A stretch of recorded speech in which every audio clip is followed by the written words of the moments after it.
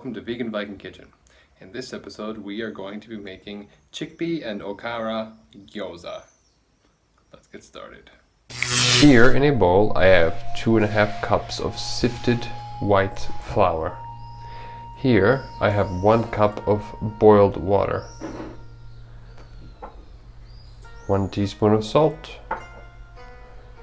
2 teaspoons of sesame oil, or you can use other oil. The rule of thumb for me is every 1 1/4 cups of flour I use a 1/2 cup of boiling water. This recipe I doubled because I like to make extra gyoza and freeze them. I will start by putting my salt in my water and my oil. I'm going to be using chopsticks.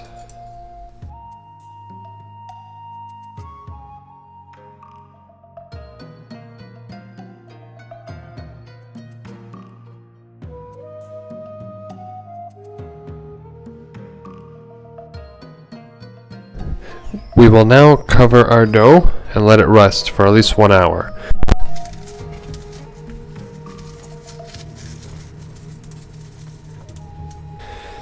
For the filling, the protein I'm going to be using, it's chickpeas.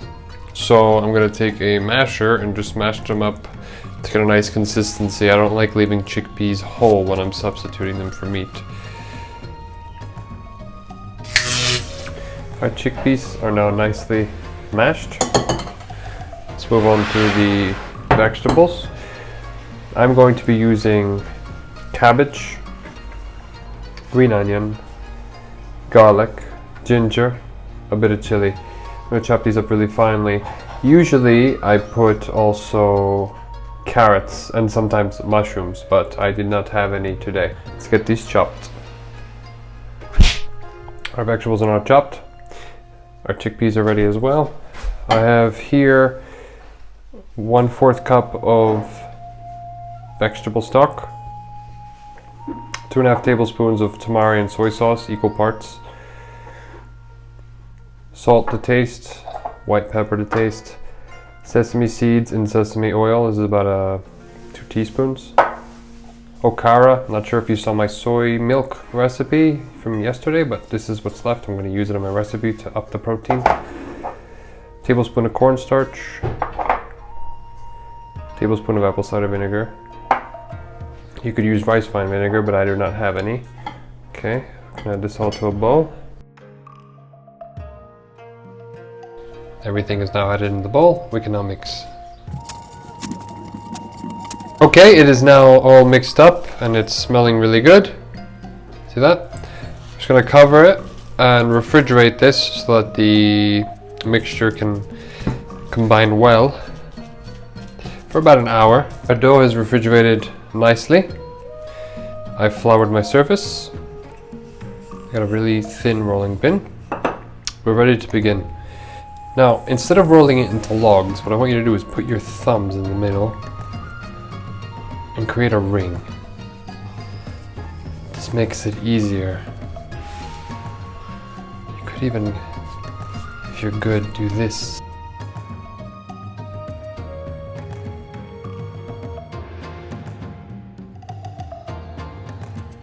I will cut this.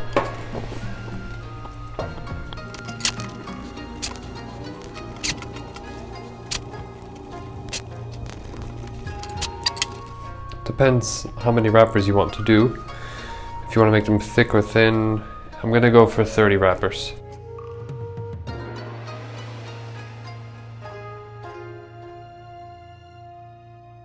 Okay, now just roll them as best as you can into little balls and make sure that as you do them you keep them covered, because these dry up, and when they dry up they're more difficult to work with. Let's just get these into balls. Our dough balls are now rolled.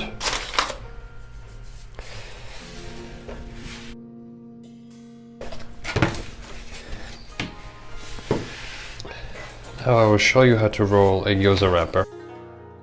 Keep the other ones covered. Put this one down on a floured surface. You could use cornstarch. I use flour. Push it down with your palms. Okay. Now, to give it that round shape, what you're gonna do is hold it between these two fingers, and this other one you spin like a disc, no? One hand. Pressure, then release.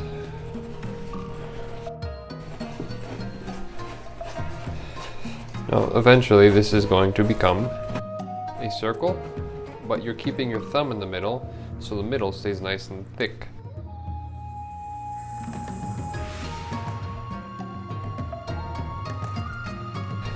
Here is our wrapper. It's nice and thick in the middle, about the size of a quarter, an American quarter.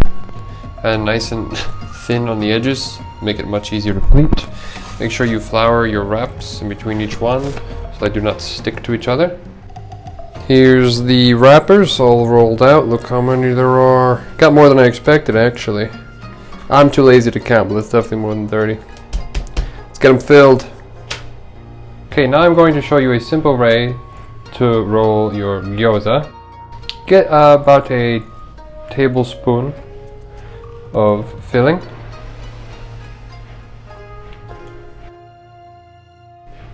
Now, this is the very simple method. Pinch the middle.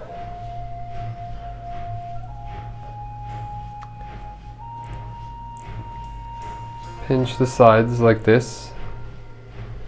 Now you have 4 parts. Close them. Now, these two, pinch inward like this.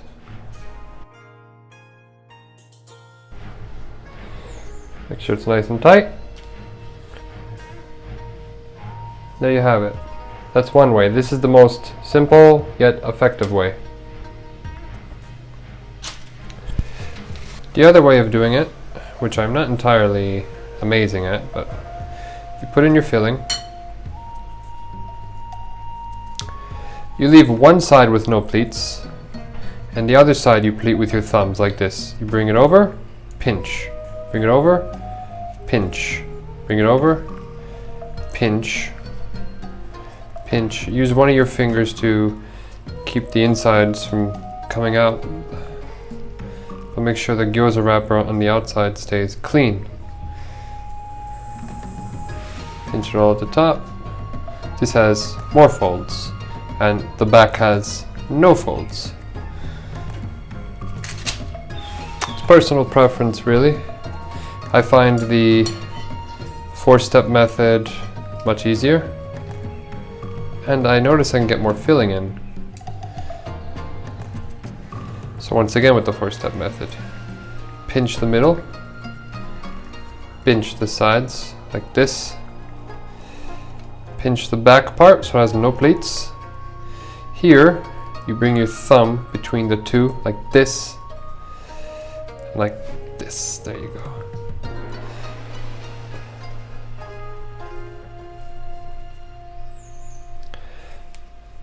Not as many pleats form, but it does hold together nicely. The back still has no pleats. Up to preference. I'm going to get these all done. I keep them on parchment paper while I'm working.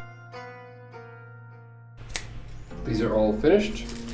I'm going to steam a batch and do the other batch with pot stickers. So for the steam, I have my bamboo steamer with parchment paper that I use the fork to poke holes in. Now mind you that these do expand quite a bit. So once we have a pot of water boiling and we put this on top, we will leave these for about 13 minutes to cook. We will shut off the heat, remove it from the heat, and leave it for another 5 minutes without opening the lid. For my pot stickers, I added a tablespoon of vegetable oil. I'm waiting for that to heat up, then I'm going to put all the pot stickers in. As soon as they start browning on the bottom, here we have our pot stickers cooking, and we're going to just go for a few minutes until the bottoms get nice and brown and crispy. Okay, these have been cooking for a few minutes. Let's still work on the bottom. Nice and brown. Now we will take 100 milliliters of water. Put that in.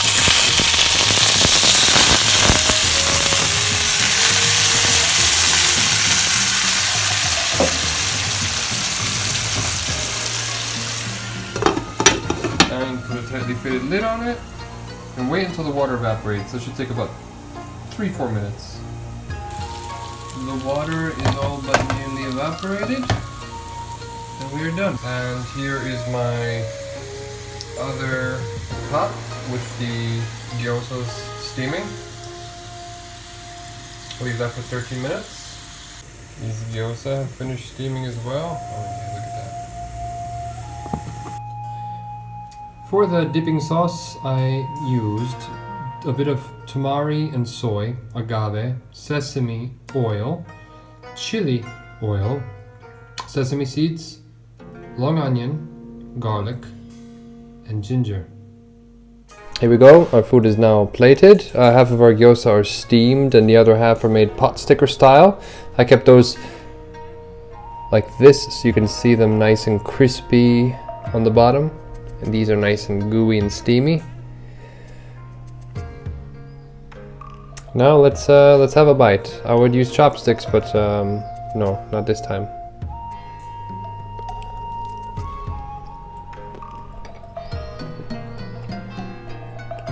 How they look in the middle? Very nice.